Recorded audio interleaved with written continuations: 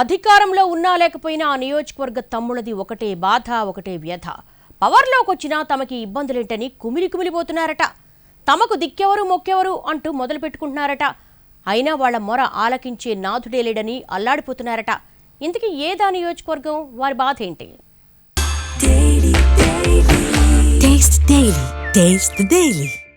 ఉమ్మడి చిత్తూరు జిల్లాలో తెలుగుదేశం పార్టీకి బలమైన క్యాడరున్న నియోజకవర్గం తంబళ్లపల్లి.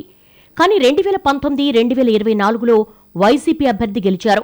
అప్పట్నుంచి టీడీపీకి అక్కడ దిక్కన్నది లేకుండా పోయింది. గత ఎన్నికలకు ముందు అభ్యర్థి విషయంలో చివరిదాకా లాగిన అధిష్టానం చివరకు మాజీ ఎమ్మెల్యే శంకర్ యాదవ్ను కాదని జయచంద్రారెడ్డికి టికెట్లిచ్చింది. జయచంద్రారెడ్డిని శంకర్ వర్గం వ్యతిరేకించింది. వర్గపోరుతో చివరకు టీడీపీకి నష్టం జరిగింది.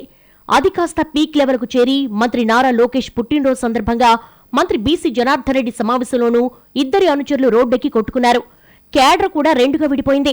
దీనికంతటికీ కారణం నకిలీ మద్యం కేసేనని కార్యకర్తలు మాట్లాడేసుకుంటున్నారు.